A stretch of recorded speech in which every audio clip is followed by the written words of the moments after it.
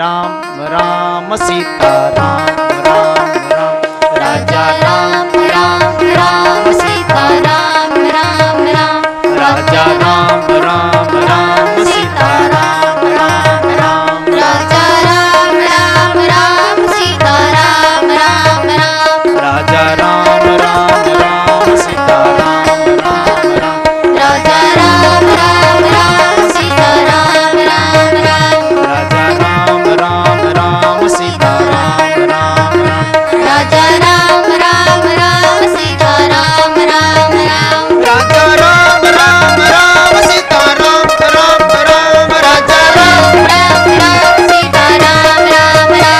राम राम सीता राम राम राम राजा राम राम राम सीता राम राम राम राजा राम राम सीता राम राम राम राजा राम राम राम सीता राम राम राम राजा राम राम राम सीता राम राम राम राजा राम राम राम सीता राम राम राम राजा राम राम राम सीता राम राम राम राजा राम राम राम सीता राम राम राम राजा राम राम राम सीता राम राम राम राजा राम राम राम सीता राम राम राम राजा राम राम राम सीता राम राम राम राजा राम राम राम सीता राम। तो यहाँ पर इस हाथी ने कहना शुरू कर दिया। भगवान ने पूछा ना, हे हाथी तुम कौन हो, पहले जन्म में बता दो। तो ये हाथी कहना, पहले जन्म में मैं इंद्रदुम्न नाम का राजा था। भगवान ने कहा, इंद्रदुम्न तुम हाथी कैसे बन गए? तुम तो अगस्त्य नाम के महात्मा जी के चेला हो। तो इंद्रदुम्न नाम का राजा बोल रहा है कि मैं हाथी कैसे बन गया। ये इंद्रदुम्न जो है ना, इसको साधु साई की बात करने की आदत थी। साधुओं की भाषा अलग होती है। अपन के राम रास्ते से जा रहे थे, मगर टीटी ने हमको उतार दिया तो ट्रेन छूट गई, तो अपन के राम जी नीचे उतर गए। अपन के राम जी को जाना था अयोध्या जी की, मगर बीच रास्ते में राम जी को काम आ गया, सो राम जी उतर गए। बातों बातों में राम जी बोल देना, बोलो राधे।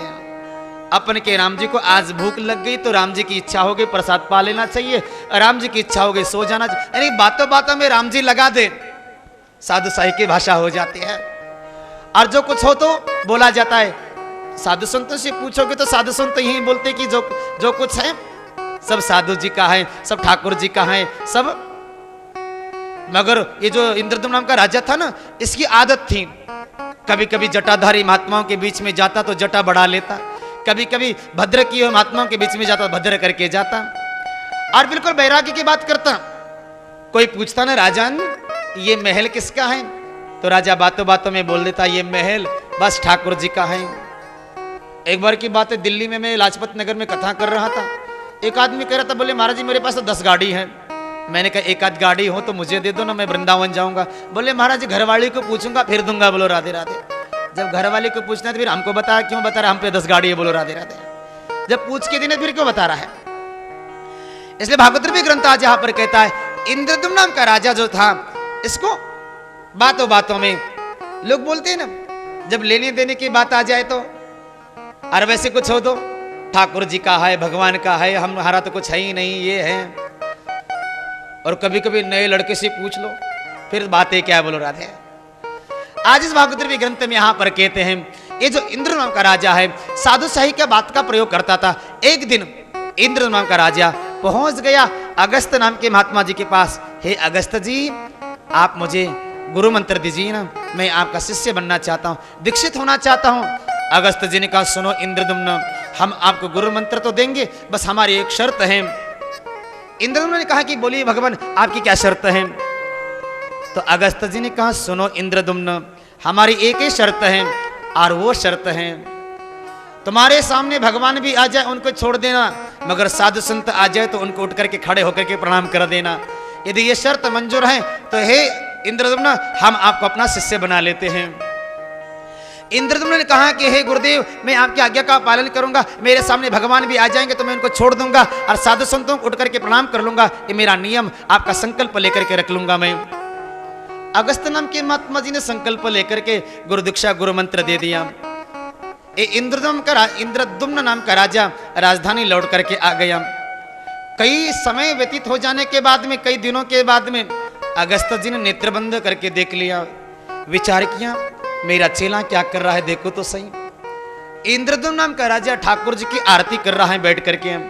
अगस्त्य नाम के महात्मा जी परीक्षा लेने के लिए इंद्रद्युम्न नाम के राजा के दरवाजे प्रकट हो गए और सेवकों से कह दिया, जाओ सेवकों, राजा को समाचार दो, गुरुदेव का आगमन हो गया है। सेवकों ने जाकर के राजा से कह दिया, राजन गुरुजी का आगमन हो गया है, चलिए।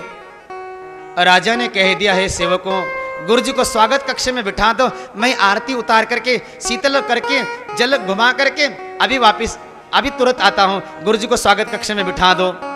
सेवकों ने आकर के गुरुजी से कह दिया, अगस्त्य जी आप चलिए स्वागत कक्ष में बैठिए। राजन आरती उतार रहे हैं, आरती शीतल करके आ रहे हैं। अब अगस्त्य जी को गुस्सा आ गया जी। अगस्त्य जी ने कहा था कि मैंने नियम बनाया था कि भगवान को छोड़ देना, मगर साधु संतों देख करके उठ के खड़े हो जाना, ये तो गुरु की आज्ञा का गुरु को ही बात नहीं मान रहा है। गुस्से में आकर के अगस्त्य नाम के महात्मा जी ने इंद्रद्युम्न नाम के राजा को हाथी के समान बैठा हुआ है कहकर के हाथी होने का शाप दे दिया। इंद्र नाम का राजा हाथी बनने के लिए तैयार तो हो गया, मगर क्षमा याचना करी इसने। अगस्त्य जी ने कहा, ठीक है इंद्रद्युम्न, तुम हाथी तो बन जाओगे, मगर तुम्हारी भक्ति ज्यों की त्यों बनी रहेगी। हाथी की भक्ति ज्यों की त्यों बनी। भक्तमाल में एक गोपाल दास नाम का हाथी हो गया, महात्माओं की जमात में रहता था, महंत कहते थे उसको, गोपाल दास महंत। बहुत बड़ी भक्तमाल में अच्छी कथा लिखी गई है उसको। यानी कि हमारे सनातन धर्म में वृक्ष भक्ति मन माने, वृक्षों को भक्ति का रूप माना जाता है, पशु पक्षियों को भक्ति का रूप माना जाता है। इसलिए आज यहाँ पर इस गजेंद्र मोक्ष के बाद में भागवत रूपी ग्रंथ में कहते हैं समुद्र मंथन की बात आ गई यहाँ पर, और समुद्र मंथन को आरंभ करते यहाँ से। एक बार की बात है, अभी जो 2-3 कथाएं हैं ना वो डेंजरस ऋषियों की, चलो राधे राधे। सनातन धर्म में बड़े खतरनाक ऋषि हो गए कुछ। भृगु नाम के महात्मा जी जिन्होंने भगवान विष्णु के छाती पे लात मार दी, बोलो राधे। दूसरे नंबर पे हो गए दुर्वासा नाम के महात्मा जी जिन्होंने भगवान को तलवे में बाण लगने का शाप लगा दिया, बोलो राधे राधे। दुर्वासा नाम के महात्मा जी ने शाप दिया था भगवान को कि तुम्हारे तलवे में बाण लग जाएगा। सुना होगा उस कथा को आपने। द्वारका से रुक्मणी जी और कृष्ण भोजन कराने ले गए थे, और रुक्मणी जी ने भोजन कराने से पहले ही जल पी लिया था, और भगवान का वो प्रसाद, बहुत लंबी चौड़ी कथा है, मगर कहने का अर्थ यहाँ पर दुर्वासा नाम के महात्मा जी ने भगवान कृष्ण को तलवे में लगने का शाप दिया था, बाण लगने का। दूसरे नंबर पे विश्वामित्र नाम के बाबा आ जाते हैं, फिर परशुराम जी आ जाते हैं। ऐसे कुछ महात्मा जी हैं जिनका काम मात्र शाप देने का ही था, बोलो राधे राधे। साधु भगवान ने अच्छा किया है, 10-5 संतों को खतरनाक बना करके रखा है, नहीं तो सीधे साधे संतों के लोग पता नहीं क्या क्या खिल्ली उड़ा देते, बोलो राधे राधे। आजकल तो दुनिया हाथ धोकर के पीछे पड़ी, बोलो राधे राधे। संसार का व्यक्ति कितने भी गलत कार्य कर जाए कोई बात नहीं, मगर साधु जी ने थोड़ा सा उपद्रव कर दिया तो पीछे पड़ जाते हैं, पता नहीं कि उनके बाप की बपोती खा रहे क्या, बोलो राधे राधे। इसलिए भागवत रूपी ग्रंथ आज यहां पर कहता है, इस भागवत रूपी ग्रंथ में आज यहां पर कहते हैं दुर्वासा नाम के समुद्र मंथन की कथा बता रहे हैं। यहां से दुर्वासा नाम के महात्मा जी एक दिन पहुंच गए वैकुंठ नाथ के पास में, और वैकुंठ नाथ ने श्री विष्णु जी ने अपने गले की माला निकाल करके दुर्वासा नाम के महात्मा जी के गले में डाल दी। दुर्वासा नाम के महात्मा जी बड़े प्रसन्न हो गए, देखो तो सही आज मेरे नारायण ने मुझ पर कृपा करके अपने गले की प्रसादी माला मुझे दे दी है। दुर्वासा नाम की महात्मा जी इस माला को कभी माथे पे लगाते हैं, कभी नेत्रों में लगाते हैं, कभी हृदय से लगा लेते हैं, प्रसन्न हो रहे हैं। देखो तो सही मेरे ठाकुर जी ने मुझ पर कितनी कृपा करी, अपनी गले की प्रसादी मुझे दे दी। वैकुंठ नाथ को प्रणाम करके दुर्वासा नाम की महात्मा जी वैकुंठ से चल पड़े, और रास्ते में इंद्रलोक पड़ गया। इंद्रलोक में इंद्र की नगरी में इंद्र ऐरावत नाम के हाथी पे बैठ करके नगर भ्रमण कर रहा है। इस इंद्र को हर कोई कुछ ना कुछ दान में दे रहा है, सहयोग के रूप में कुछ ना कुछ दे रहा है। दुर्वासा जी को लगा कि हमको भी कुछ ना कुछ देना चाहिए, सो दुर्वासा जी के पास में तो कुछ था नहीं, भगवान विष्णु की वो प्रसादी माला। सो दुर्वासा नाम के महात्मा जी ने वो प्रसादी माला निकाली और इंद्र को अर्पण कर दी।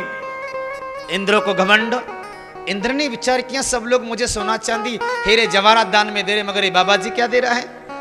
इंद्र ने उस प्रसादी माला को हाथी के माथे पे रख दी। हाथी ने वो माला सुंड से पकड़ ली और अपने पैर के नीचे कुचल दी।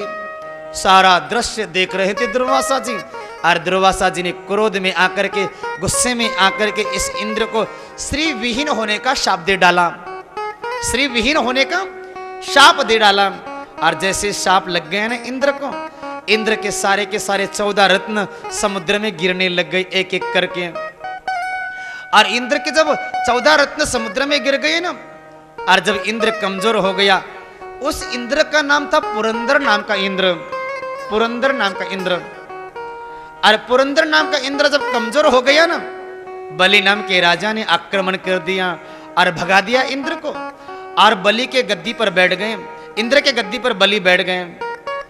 यहां पर बलि के साथ में मिलकर के, यहाँ बीच में ही वामन चरित्र आता है, मगर वहां पर वंशावली को मिलाकर के हमने कथा बता दी थी शॉर्टकट रूप में, समय को देखते हुए। तो यहाँ पर कथा को आगे बढ़ा लेते थोड़ा सा। अब यहाँ पर जब इंद्र को भगा दिया ना इंद्र के सिंहासन से, तब इंद्र की जो माँ अदिति है ना, इस अदिति ने भगवान कश्यप से प्रार्थना इत्यादि कर दी। एक बार की बात है, सारे के सारे देवता भगवान के शरण में गए। हे भगवान, हमारे पास में अभी धन दौलत नहीं है, कोई भी साधन नहीं है, आप कृपा कर दो ना, समुद्र के अंदर जो 14 रत्न गए हैं उसको निकलवाने की कृपा कर दो। देवताओं से भगवान ने कहा तुम अकेले मेहनत करोगे तो लाभ नहीं होगा, दैत्यों से समझौता कर लो। दैत्यों के पास भगवान गए और दैत्यों से कह दिया, दैत्यों चलो हम सब मिलकर के समुद्र मंथन करते हैं। समुद्र मंथन के लिए दैत्य राजी हो गए। भगवान ने कहा समुद्र में से अमृत निकलेगा और अमृत निकाल करके हम सब पी लेंगे। झगड़ा तो रोज होता रहेगा, लड़ाई तो रोज होती रहेगी, आपस में मरते रोज रहेंगे, मगर अमृत पी करके रोज जिंदे हो जाएंगे। देवताओं ने भगवान को एकांत में बुलाया और एकांत में बुला करके देवताओं ने भगवान से कहा, हे प्रभु, अमृत की बात आपने अमृत की बात आपने दैत्यों को क्यों बताई? भगवान कहते चिंता मत करो, यहां पर जब तक अपना काम नहीं बनता है देवताओं, तब तक इन दैत्यों से मित्रता कर लो। भगवान ने स्वयं उदाहरण दिया भागवत जी में, एक सपेरा है, भगवान ने स्वयं भागवत जी में उदाहरण दिया, एक सपेरा है और सपेरे का यहां पर पिटारे में एक सर्प बंद है। सर्प जब पिटारे में बंद था ना, तो सर्प के पिटारे के ऊपर चूहा कूद रहे थे। सर्प कह रहा है मने मन, देखो तो सही समय कितना बलवान है, मुझे देख करके ये सब चूहा भाग जाते थे, मगर आज मैं पिटारे में बंद हूं तो मेरे ऊपर कूद रहे, मेरे पास से घूम रहे, भाग रहे इधर उधर, मैं इनका कुछ नहीं बिगाड़ पा रहा हूं। सो चूहाओं को भागते इधर उधर देख करके इस सर्प ने धीरे से चूहा को बुला लिया, देख भाई चूहा इधर आ जाओ। चूहा ने कहा अच्छा तुम पिटारे में बंद हो, बाहर आओगे तो हमको खा जाओगे। सांप ने कहा अब मैं शाकाहारी हो गया हूं, मैं पयहारी दुग्धहारी हो गया हूं, अब मैं सुधर गया हूं, अब मैं मांसाहारी नहीं रहा हूं। देख चूहा भैया, हम और तुम लोग एक पिता की संतान तो हैं, तुम्हारी और हमारी माँ अलग जरूर है।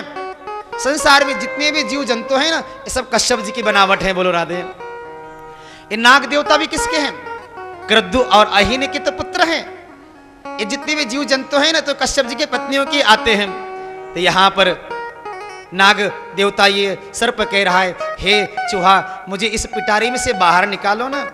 देखो अब मेरे मुंह में दांत भी नहीं है, अब मेरे जो मालिक है ना उसने मेरे दांत भी हटा दिए गए हैं। सर्प के बातों में आ गए ये चूहा। चूहा ने पूछा क्या करना है बताओ।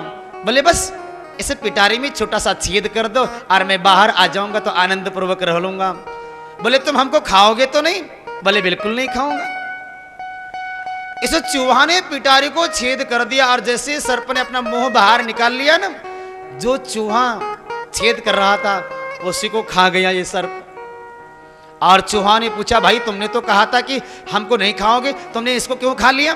बोले भूखा मरने का थोड़े संकल्प लिया था, मैंने तो अपनी भूख मिटाने के लिए, जीवो जीव से जीवनम, मैंने तो अपनी भूख मिटाने के लिए खाया है। सब भाग गए। उसी तरह से आज यहाँ पर भगवान कहते हैं जब तक समुद्र में से अमृत नहीं निकलता है ना, तब तक इन दैत्यों से दोस्ती की जाएगी और दोस्ती होने के बाद में हम बाद में देख लेंगे जो होगा सो। समुद्र मंथन आरंभ कर दिया गया।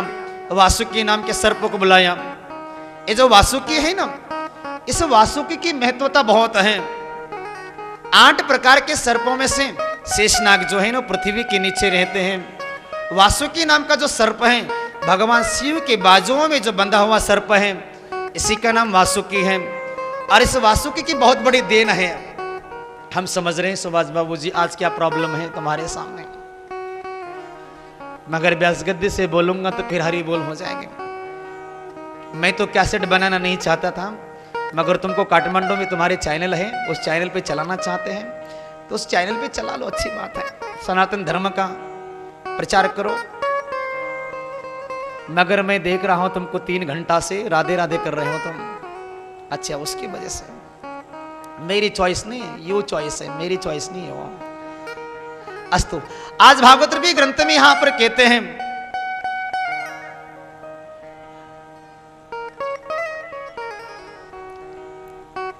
भगवान ने यहां पर वासुकी की बात बता रहे थे श्री राधे। ये जो वासुकी है ना, शिव जी के बाजूबंद में बंधा रहता है। इस वासुकी की विशेषता थी, एक दिन की बात थी, पार्वती जी वासुकी को शिव जी के हाथों में बांध रही थी। कसके बांध दिया पार्वती जी ने, तो वासुकी के नेत्र से 3 बूंद जल बाहर निकला और वही 3 नेत्रों का बूंद 3 देवियां बनकर के प्रकट हुआ। एक का नाम नैना, दूसरे का नाम सुलोचना और तीसरे का नाम सुनैना हो गया। बोलो राधे। नैना, सुनैना और सुलोचना। देखिएगा आश्चर्य की बात है, शब्द 3 है मगर अर्थ एक है। शब्द 3 है मगर अर्थ एक है। उसी वासुकी नाम के सर्प को बुलवाया और उसी वासुकी नाम के सर्प को रस्सी का रूप बना दिया गया। सुमेरु नाम के पर्वत की रई बनाई गई और समुद्र मंथन आरंभ किया गया। समुद्र मंथन जब आरंभ किया गया तो सबसे पहले हलाहल नाम का विष निकला। समुद्र मंथन से जो विष निकला था उसका नाम था हलाहल नाम विष। भगवान शिव ने जो विष पिया उसका नाम है हलाहल विष, और भगवान कृष्ण ने जो विष पिया उसका नाम है कालकूट नाम का विष। काल को भी जो कूट दे, मार दे, उसका नाम है कालकूट।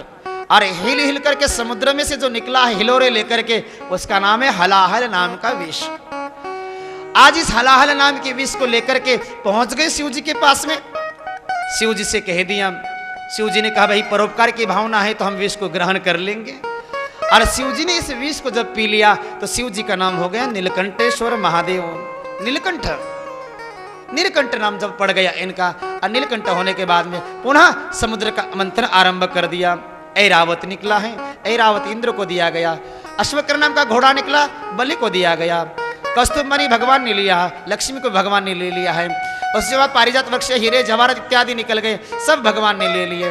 उसके बाद में चंद्रमा निकल गया, तो चंद्रशेखर शिव जी को दे दिए गए। उसके बाद में धन्वंतरी भगवान समुद्र में से अमृत का कलश निकल के प्रकट हो गए। जैसे ही धन्वंतरी भगवान अमृत का कलश लेकर के बाहर आ गए, बाहर आते ही दैत्य ने झपटा मारा और कलश को लेकर के हरि बोल हो गया, भाग गए जी। कलश को लेकर के जैसे दैत्य भाग गए वैसे देवता उदास होकर के बैठ गए। देवताओं ने कहा हे प्रभु, हमने बराबरी की मेहनत करी थी, हमने बराबरी का चक्कर काटा इनके साथ में, मगर जब मेहनत का फल खाने का समय आ गया तो ये दैत्य लोग समुद्र में से निकला हो अमृत लेकर के गए और अमृत पी गए तो अजर अमर वो हो जाएंगे और हमको मार देंगे। भगवान ने कहा चिंता मत करो देवताओं, अमृत का कलश लेके गए हैं, अभी पिए नहीं है। मेरे में कोठी तुम जरूर बना लो, मगर उसमें रहेगा कौन, ये ठाकुर जी जाने। बोलो राधे राधे। वृंदावन में देखो बड़ी बड़ी कोठियां बन जाती हैं, मगर रहने के लिए नौकर चाकर उसमें आनंद लेते, सेठ जी बेचारे खर्चा भाड़ा भरते रहते। बोलो राधे राधे। कोठी तुम बना लो, रहेगा कौन, ये तो ठाकुर जी जाने। बोलो राधे। उसी तरह से आज यहाँ पर भगवान कहते हैं देवताओं चिंता मत करो, दैत्य अमृत का कलश लेकर के जरूर गए हैं, मगर मैं उनको पीने नहीं दूंगा, क्योंकि तुम मेरे शरणागति स्वीकार कहे हो, मैं तुम्हारे साथ में हूँ, सत्य के साथ में, धर्म के साथ में हूँ।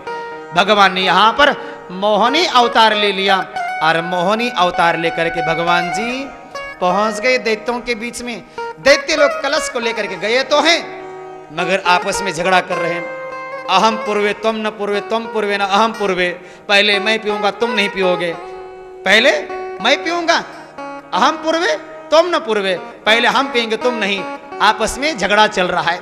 मोहिनी भगवान पहुंच गए और मोहिनी भगवान ने कहा दैत्यों क्यों चिंता करते हो, लाओ ऐसे झगड़ा करने से कोई फायदा नहीं। भगवान ने यहाँ पर मीठी मीठी बातों में इनको फंसा लिया है और अमृत को देवताओं को पिला दिया और मदिरा को दैत्यों को पिला दिया। घोर युद्ध आरंभ हो गया और देवासुर संग्राम आरंभ हो गया। देखते देखते देवताओं की विजय प्राप्त हो गई और दैत्यों की पराजित प्राप्त हो गई। दैत्य पराजित तो हो गए। दैत्यों में एक विशेषता थी। दैत्य बहुत खतरनाक थे, खराब थे, मगर उनमें एक विशेषता थी। ये हर समय एकजुट हो जाते और शुक्राचार्य जी के पास जाते और शुक्राचार्य जी महामृत्युंजय मंत्र का प्रभाव करके फिर जीवित कर देते। बोलो राधे राधे। इसलिए आजकल दैत्य खत्म होते ही नहीं। बोलो राधे राधे। भगवान ने तो बहुत प्रयास किया दैत्यों को खत्म करने का, मगर दैत्य खत्म क्यों नहीं हुए? दैत्यों में गुरु की शरणागति का अभ्यास बहुत था। भय के कारण हो चाहे स्वार्थ के कारण हो, मगर दैत्य जब भी मर जाते हैं ना, एक दैत्य दूसरे दैत्य को पकड़ करके उठा करके ले जाता, शुक्राचार्य जीवित कर देते थे। संगठन था उनमें। बोलो राधे राधे। आजकल बुरे लोगों में संगठन ज्यादा, अच्छे लोगों में कम है। बोलो राधे राधे। बुरे लोग ज्यादा मिल जाते हैं, अच्छे लोग नहीं मिल पाते। बोलो राधे। आज भागवत रूपी ग्रंथ में कहते हैं, सुखदेव स्वामी जी कहते हैं, परीक्षित समुद्र मंथन में देवासुर संग्राम जब हो गया और देवासुर संग्राम में भगवान ने यहाँ पर देवताओं को विजय प्राप्त करा दी। 8वें स्कंद में अब बता रहे हैं, एक सत्यव्रत नाम के राजा हैं और सत्यव्रत नाम के राजा को भगवान ने उपदेश दिया। सत्यव्रत नाम के जो राजा है ना, एक दिन नदी में स्नान करने गए थे, सूर्य को अर्घ दे रहे थे। जैसे सूर्य को अर्घ दे रहे थे तो हाथ में एक मछली आ गई। इसे मछली को छोड़ने के लिए तैयार हो गए राजा। मछली मनुष्य के रूप में बोली, राजन मुझे इस जल में मत छोड़ो। राजा ने कहा, चलो हम आपको कमंडल में रख करके लेके चलते हैं। और कमंडल में रख करके अपने राजधानी लाए, अपने महल में लाए। जैसे ही वहां जल में छोड़ा ना, तो जल छोटा पड़ने लग गया। राजा ने बड़े तालाब में रखा, तालाब छोटे होने लगा। राजा ने इस मछली को समुद्र में छोड़ दिया। तब मत्स्य भगवान बोले, हे राजा सत्यव्रत, आज से ठीक 7वें दिन पृथ्वी का प्रलय हो जाएगा। प्रलय किसे कहते हैं? जो ये पृथ्वी है ये जलमय हो जाएगी, जल जो है आकाश में हो जाएगा, आकाश जो है वो ब्रह्मांडमय हो जाएगा और ब्रह्मांड जो है वो विराट रूप हो जाएगा। आज से ठीक 7वें दिन प्रलय हो जाएगा। और प्रलय होने के बाद में हे सत्यव्रत नाम के राजा, एक नौका बना लेना और नौका में तुम सृष्टि की उत्पत्ति कारक तत्वों को रख लेना। एक सिंग वाली मछली बन करके मैं आऊंगा, उस मछली में इस नाव को बांध लेना और मैं तुमको मत्स्य पुराण की कथा सुना दूंगा। 7 दिन पूरे हो गए। 7वें दिन बहुत जोर से जल वर्षा हो गई। जल के बीच में ये पृथ्वी ढह गई, समाप्त हो गई पृथ्वी। और ये जो जल है आकाश में हो गया। आकाश में जब हो गया ये जल, वहां पर मत्स्य भगवान का प्रागट्य हो गया। सत्यव्रत नाम के राजा को उपदेश दिया गया और 8वें स्कंद को यहाँ पर विश्राम दिया गया। बोलो राधे राधे। अब आइएगा 9वां स्कंद। बोलो राधे राधे। धीरे धीरे 10वें स्कंद तक लेके चलते। बोलो राधे राधे। आज यहाँ पर 8वां स्कंद विश्राम, 8वां स्कंद विश्राम, 9वां स्कंद आरंभ। पूर्व में एक मिनट भगवान का नाम चलिए।